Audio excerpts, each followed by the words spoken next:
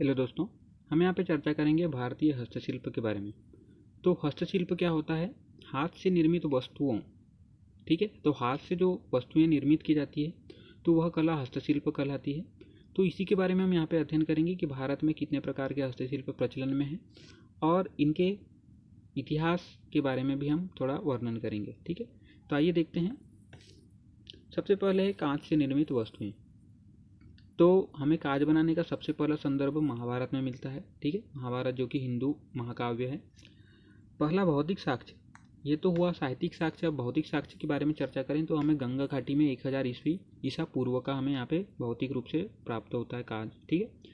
यहाँ पे हमें चित्रित दूसर मृदभांड संस्कृति जो है, वहाँ पे सुंदर कांच के मनके के रूप में जो मृदभांड हैं उनके ऊपर इनके चित्र प्राप्त होते हैं। तो इससे हम ये जानकारी या यह बात पता कर सकते हैं कि यहाँ पे इनको जो है कांच के मनकों के बारे में जानकारी थी, ठीक है।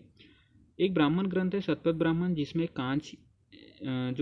जो हम कांच निर्मित वस्तुओं के बारे में चर्चा करें तो इसके लिए यहाँ पे कांच या कच शब्द का प्रयोग किया गया है, ठीक है।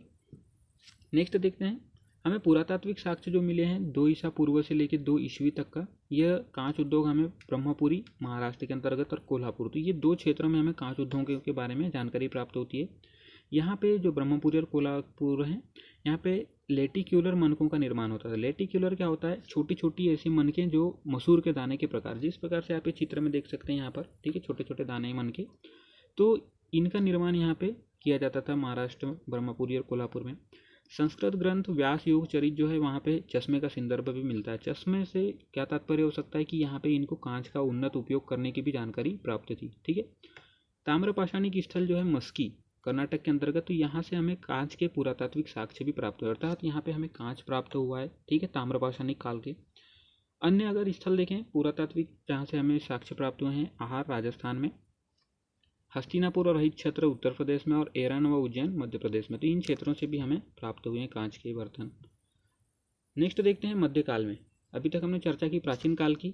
जो मध्यकाल हुआ मुगलों के समय, वहाँ पे मुगल के द्वारा शीश महल बनाया गया कांचों के प्रयोग से, ठीक है। और वर्तमान में अगर देखें तो हैदराबाद में कांच की चूड़ियाँ बनाई जाती है, काफ़ी प्रसिद्ध है, जिन्हें जूड़ी कजोदास ये कहा जाता है, जूड़ी कजोदास, ठीक है।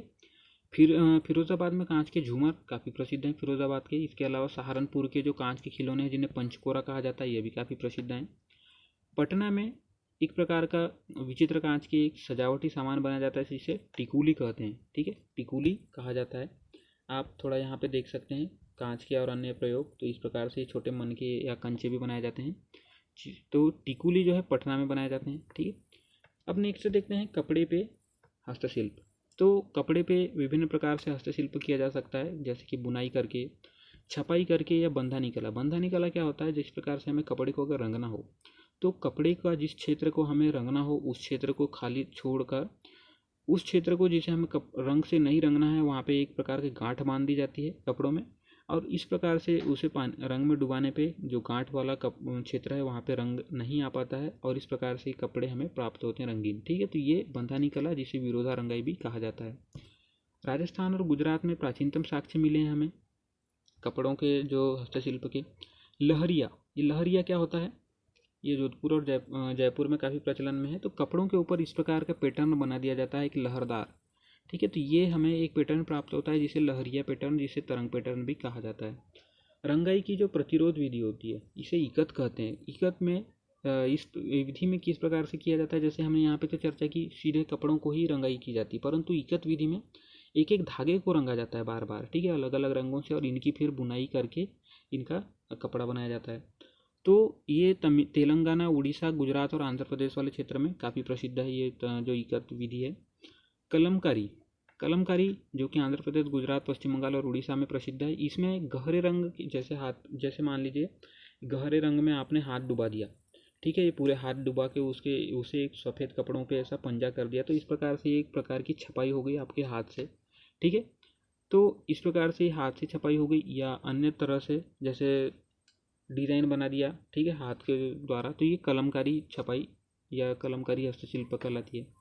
नेक्स्ट है बटिक कला। ये मध्य प्रदेश और पश्चिम बंगाल में प्रचलन में है।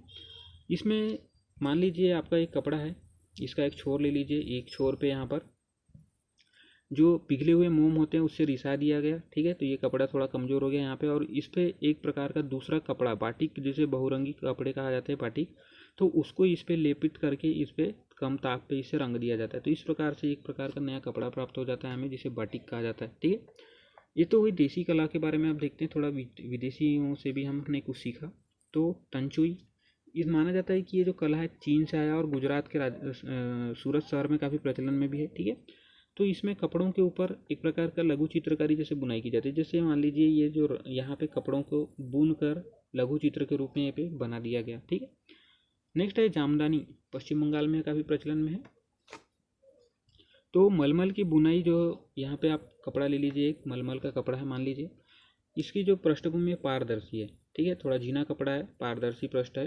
तो इस पे अपारदर्शी पैटर्न के साथ ऐसी बुनाई कर दी गई, ये जो ऐसा धागा लिया गया मोटा कि इस कपड़े को पूरा तरह अपारदर्शी कर दिया इसने, ठीक है। तो ये जो यहाँ पर आप इस कला को देख सकते हैं, तो ये जामदानी कहलाता है, ठीक है। नेक्स्ट है हाथी दांत की शिल्पकला, आप यहाँ पे देख सकते हैं, ठीक है। हाथी के दांत पर ही हाथी का ही नक्काशी कर दी गई है। तो वैदिक काल में हाथी के दांत के लिए हमें दंता शब्द का प्रयोग मिलता है, तो जिससे भी हमें पता चलता है कि हाथी दांत का भी कुछ ना कुछ यहाँ पे उपयोग किया जाता था। हड़प्पा काल से हमें साक्ष्य मिलता है कि भारत से जो हाथी दांत की नक्काशीदार चीज़ें होती थी उनको तुर्कमेनिस्तान, अफगानिस्तान और भारत की खाड़ी में स्थित देशों में निर्यात किया जाता था, ठीक है। सांची के शिलालेख जो कि 2 ईसा पूर्व के हैं, यहाँ से भी हमें हाथी दांत के कारीगर का उल्लेख मिलता है, और तक्षशिला से भी। तक्षशिला जो काफ़ी प्रसिद्ध बौद्ध विहार थी प्राचीन काल में, ठीक है। तो यहाँ पे भी हाथी दांत के कंगी हमें प्राप्त हुए हैं, जो कि 2 ईस्वी के हैं, ठीक है। नेक्स्ट देखते हैं मुगल काल, ये तो रही प्राचीन काल के बारे में चर्चा। अब मुगल काल में भी कंगी और चाकू के हमें हैंडल हाथी दांत के साक्ष्य प्राप्त हुए हैं। वर्तमान में देखें तो हाथी दांत के प्रमुख जो केंद्र हैं, पश्चिम बंगाल में अंबारी हाथी की कलाकृति बनाई जाती है, हाथी दांत के ऊपर ही नक्काशी देख सकते हैं आप, ठीक है। हाथी दांत के ऊपर हाथी बनाए गए हैं। केरल में हाथी दांत पर चित्रकारी की जाती है, प्रमुख है। और जोधपुर में हाथी दांत की चूड़ियाँ भी बनाई जाती है, ठीक है। नेक्स्ट जो जयपुर में हाथी दांत की जाली का काम किया जाता है। तो ये विभिन्न कार्य हैं जो कि हाथी दांत के ऊपर किए जाते हैं। नेक्स्ट देखते हैं टेराकोटा शिल्प। तो टेराकोटा क्या होता है, एक पकी हुई मिट्टी, एक प्रकार से चीनी मिट्टी का ही एक रूप कहा जा सकता है, ठीक है। तो ये टेराकोटा होता है, इससे मृदभांड और ईंट बनाए जा सकते हैं। आप यहाँ पे देख सकते हैं विभिन्न प्रकार की चीज़ें बनाई गई है, मृदभांड बनाया, खिलौना बनाया, ठीक है। थोड़ा यहाँ पे मार्क्स भी बना दिया। तो ये विभिन्न प्रकार के टेराकोटा से चीज़ें बनाई जाती है। उदाहरण में देखें तो बांकुरा अश्व, पंचभूरा अश्व टेराकोटा मंदिर जो कि बांकुरा पश्चिम बंगाल में स्थित है, ये प्रमुख इसके उदाहरण है जो कि प्राचीन समय में बनाया गया। नेक्स्ट देखते हैं चांदी के आभूषण। चित्र में आप देख सकते हैं चांदी का आभूषण दिखाने का प्रयास किया गया। तो फिलिग्री कला, चांदी के ऊपर महीन काम जो किया जाता है, आप यहाँ पे देख सकते हैं कितने छोटे छोटे यहाँ पे कार्य किए गए हैं, नक्काशी इसके ऊपर। तो ये जो कला है ये फिलिग्री कला कहलाती है, ठीक है। उड़ीसा में जो पायल है उसे पैनरी या पैजामा कहा जाता है, ठीक है, पैजाम कहा जाता है, ठीक है, पैजाम कहा जाता है। और चांदी के आभूषणों को यहाँ पे गुंची भी कहा जाता है, ठीक है, उड़ीसा में गुंची भी कहा जाता है। आप यहाँ भी चांदी के आभूषण देख सकते हैं। बिदरी, यह बिदरी एक गांव है कर्नाटक के अंतर्गत। तो यहाँ पे बिदर कला काफ़ी प्रसिद्ध है, ठीक है, जिसमें उसी के नाम पे इस गांव के नाम पे इस कला को बिदर कला कहा जाता है। तो गहरी पृष्ठभूमि पर जड़ाऊ काम किया जाता है, जैसे कि आप यहाँ पे देख सकते हैं एक प्रकार का चूड़ी कंगन है एक चांदी का, परंतु उसके ऊपर ये कार्य देख सकते हैं कि इस प्रकार से थोड़ी छोटी छोटी नक्काशी की गई है, ठीक है। नेक्स्ट है मिट्टी के बर्तन। चित्र में देख सकते हैं आप मिट्टी के बर्तन दिखाने का प्रयास किया गया। तो हस्तशिल्प की गीत कहा जाता है, क्यों हस्तशिल्प के गीत, इसलिए क्योंकि जिस प्रकार से हम काव्य रचना को विभिन्न भाव में ढाल सकते हैं, उसी प्रकार ये मिट्टी के बर्तनों को भी विभिन्न संरचनाएं का निर्माण कर सकते हैं। हम इन्हें ढालकर किसी भी प्रकार की संरचनाओं में ढाल दे सकते हैं, ठीक है। प्रारंभिक साक्ष्य हमें मेहरगढ़ पाकिस्तान से प्राप्त हुए मिट्टी के बर्तनों के, और नवपाषाणिक स्थल में, ठीक है, मेहरगढ़ जो है नवपाषाणिक स्थल है। तो 6000 ईसा पूर्व के समय से हमें यहाँ पे मिट्टी के बर्तन के साक्ष्य प्राप्त हुए हैं। और वैदिक काल जो कि समय रहा 1500 से लेकर 600 BC तक के या ईसा पूर्व तक के, तो यहाँ पे हमें चित्रित धूसर मृदभांड प्राप्त हुए हैं वैदिक काल के, ठीक है। नेक्स्ट देखते हैं पश्चिम बंगाल में हमें 1500 से लेकर 300 BC अर्थात 300 ईसा पूर्व तक के समय में हमें यहाँ पर लाल काले मिट्टी के बर्तन के साक्ष्य मिले। अब ये लाल काले मिट्टी के बर्तन जो हैं ये सामान्य इंसानों के द्वारा प्रयोग किए जाते थे। तो यहाँ पे मिट्टी के काफ़ी ज़्यादा मात्रा में बर्तन प्राप्त हुए हैं, ठीक है। 700 से लेकर 400 ईस्वी और 400 से लेकर 100 ईस्वी, तो ये हम 2 क्षेत्रों में बांटकर इसको देखते हैं। इस समय को आंशिक रूप से मौर्य काल भी कहा जाता है। तो यहाँ पे उत्तरी काला पालीदार मध्यभांड के साक्ष्य हमें यहाँ से प्राप्त हुए हैं, ठीक है। नेक्स्ट है दक्षिण भारत में। दक्षिण भारत में 200 से लेकर 100 BC तक के या ईसा पूर्व तक के हमें रूलेट मिट्टी के बर्तन के अवशेष प्राप्त होते हैं, जो कि अरिकमेडु से प्राप्त होते हैं। पुदुचेरी से कुछ ही दूरी पे यह रूलेट मिट्टी के बर्तन प्राप्त हुए हैं। ठीक है, नेक्स्ट देखते हैं गुप्त काल के समय में। गुप्त का समय रहा 300 ईस्वी से लेकर 600 ईस्वी तक का। तो यहाँ पे अलंकरण, मिट्टी के बर्तनों के ऊपर अलंकरण किया जाने लगा, चित्रकारी की जाने लगी, मुद्रांकन, मोल्डिंग, ये सारे कार्य गुप्त काल में किए जाने लगे। ठीक है, तो इंडो इस्लामिक परंपरा के, ये तो गुप्त काल की चर्चा होगी। अब हम देखते हैं सल्तनत काल में। तो यहाँ पे इंडो इस्लामिक जो परंपरा रही, मिट्टी के बर्तनों में अभूतपूर्व प्रयोग किया गया और उसके ऊपर जो चमकीले रंग थे उनका काफ़ी ज़्यादा मात्रा में प्रयोग किया गया और मिट्टी के बर्तनों को चमकीला बना दिया गया। ठीक है, अगर वर्तमान समय में देखें मृदभांड, तो काले मृदभांड आपको आजमगढ़ में देखने को मिलेंगे। इसके अलावा जो नीले मृदभांड हैं जयपुर में, कागजी मृदभांड, कागजी अर्थात जो हल्का हो और जल्दी से टूट जाता हो, इस प्रकार का मृदभांड, तो ये अलवर राजस्थान में देखने को मिलेगा। इसके अलावा जो पश्चिम बंगाल में सुराही काफ़ी मात्रा में बनाया जाता है। ठीक है, नेक्स्ट देखते हैं कांस्य शिल्प। तो प्रमुख रूप से आप यहाँ पे मूर्ति देख सकते हैं नटराज की। तो मोहनजोदाड़ो से 3500 से लेकर 3000 ईसा पूर्व तक के समय में हमें यहाँ पे कांसे की नृत्यांगना की मूर्ति की प्राप्ति हुई है। ठीक है, और यहाँ से हमें पता चलता है कि कांसा ढालने के तरीकों के बारे में भी मोहनजोदाड़ो से ही हमें जानकारी प्राप्त होती है। मत्स्य पुराण या जिसमें हमें कांसा ढालने के प्रारंभिक साक्ष्य प्राप्त हुए, और नागार्जुन के रस रत्नाकर, इससे भी हमें धातु की शुद्धता और जस्ते का आसवन करने का तरीका मिलता है, जिससे हम यह ज्ञात कर सकते हैं कि इस समय जो धातु विज्ञान था काफ़ी उन्नत था। ठीक है, वर्तमान अगर उत्तर प्रदेश में देखें तो इटावा, सीतापुर, वाराणसी और मुरादाबाद ये प्रमुख क्षेत्र हैं जहाँ पे कांसे की मूर्तियाँ या कांसे के विभिन्न कार्य किए जाते हैं, जैसे कि आप यहाँ पे देख सकते हैं। ठीक है, तमिलनाडु वाले क्षेत्र में पल्लव और चोल, पांड्य, नायक, इन सभी जो पुराने राजा महाराजाओं के समय थे, तो इनके काल के जो मूर्तियाँ बनाई गई। ठीक है, तो उसी का यहाँ पे प्रतिरूप देख सकते हैं। उसी प्रकार की मूर्तियाँ यहाँ पे मिलती जुलती मूर्तियाँ तमिलनाडु में बनाई जाती है।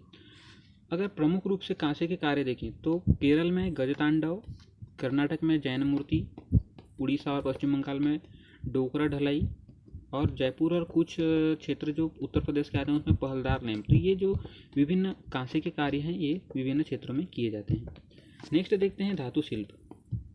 आप यहाँ पे चित्र में देख सकते हैं धातुओं के बारे में, जिनका विभिन्न धातुओं का जो है विभिन्न चीज़ों में ढाला गया है। तो ढलाई के भी विभिन्न प्रकार होते हैं इसके। ठीक है, धातु शिल्प के, जिसमें लुप्त मोम तकनीक भी एक विधि है, जिसमें जिस प्रकार की मूर्ति चाहिए होती है, पहले मोम के ऊपर उस प्रकार की मूर्तियों को उकेर दिया जाता है और उसके बाद उसमें मिट्टी की एक परत चढ़ा दी जाती है और उसे मिट्टी की परत चढ़ाकर आग में डाल दिया जाता है, जिससे मोम पिघल कर बाहर तो आ जाता है, परंतु जो मिट्टी का सांचा हो जाता है, ठीक है, वो तैयार हो जाता है सांचा उस मोम के ऊपर, और उसी मोम जो सांचा बना उसके अंदर हम पिघली हुई धातु डाल देते हैं और धातु के ठंडा होने के पश्चात हम उस मिट्टी के ढांचे को तोड़कर एक प्रकार का, जिस प्रकार की हमें मूर्ति चाहिए तो उस प्रकार की मूर्ति हमें प्राप्त हो जाती है। तो ये धातु शिल्प कला है।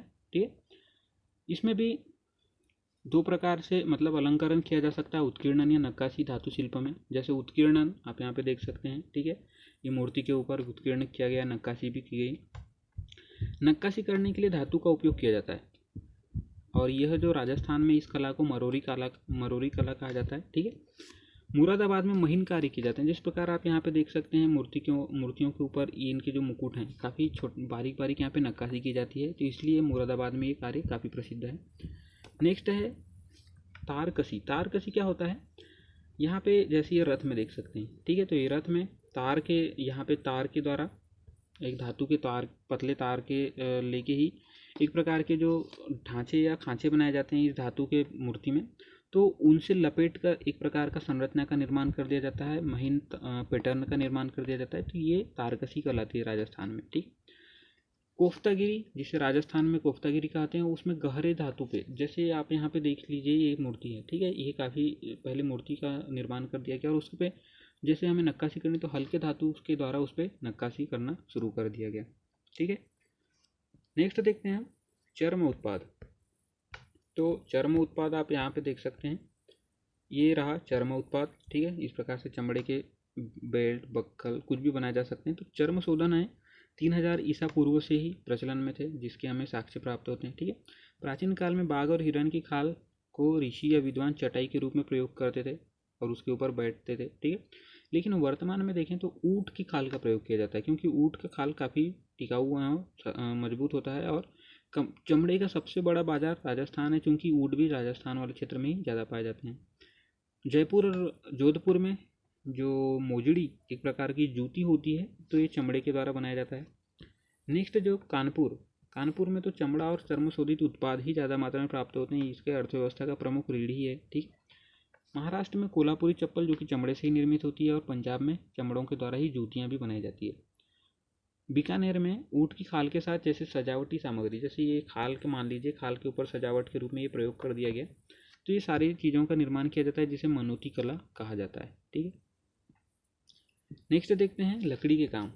तो लकड़ी के काम आप यहाँ पे देख सकते हैं, फर्नीचर प्रमुख रूप से बनाया गया है। तो फर्नीचर बनाए जाते हैं, और कश्मीर में 13वीं सदी से ही अखरोट और देवदार की लकड़ी के विभिन्न चीज़ें बनाई जाती है, जैसे कि ये तो फर्नीचर हो गया। इसके अलावा फर्नीचर के अलावा यहाँ पे मूर्ति भी बनाई जा सकती है, ठीक है। तो कश्मीर में अखरोट और देवदार की लकड़ी से विभिन्न चीज़ें बनाई जाती है। और कश्मीरी जाली, जिसे कि अच्छेदार, खत्म बंद और अजली पिंजरा भी कहा जाता है, ठीक है। तो ये लकड़ियों से निर्माण किए जाते हैं। गुजरात में खिड़कियों और लकड़ियों के दरवाजे पर लकड़ी के जाली बनाए जाते हैं। जाली का क्या तात्पर्य है? लकड़ी से जाली, ये बारीक महीन कार्य किए जाते हैं इसके ऊपर, ठीक है। नक्काशी भी कर दी जाती है और इस प्रकार से जाली का निर्माण कर दिया जाता है। अब देखते हैं विभिन्न क्षेत्रों में जो लकड़ियाँ प्रयोग लिया जाती है। तो कर्नाटक में चंदन के प्रयोग से विभिन्न चीज़ें बनाई जाती है। आंध्र प्रदेश में रक्त चंदन, और केरल में सागौन, और महाराष्ट्र में पडोरा लकड़ी। तो ये विभिन्न लकड़ियाँ हैं जिनका प्रयोग विभिन्न क्षेत्रों में जो चीज़ों के निर्माण के लिए किया जाता है। तो ये रही हमारी चर्चा हस्तशिल्प के बारे में। तो देख लेते हैं एक बार हमने क्या क्या देखा, ठीक है। हमने यहाँ पे काफ़ी विस्तृत अध्ययन किया हस्तशिल्प के बारे में। तो हस्तशिल्प में हमने सबसे पहले कांच निर्मित वस्तुएं देखी, उसके बाद हमने देखा कपड़े पर हस्तशिल्प, उसके बाद हमने हाथी दांत की शिल्पकला देखी, ठीक है। नेक्स्ट हमने टेराकोटा शिल्प देखा, चांदी के आभूषण के बारे में चर्चा की, मिट्टी के बर्तन के बारे में चर्चा किया, आगे हमने कांस्य शिल्प के बारे में अध्ययन किया। नेक्स्ट हमने धातु शिल्प के बारे में देखा और चर्म उत्पाद के बारे में भी अध्ययन किया। आगे हमने लकड़ी का काम देखा। तो दोस्तों, अगर आपको जानकारी पसंद आई हो तो इसे शेयर कीजिए। धन्यवाद।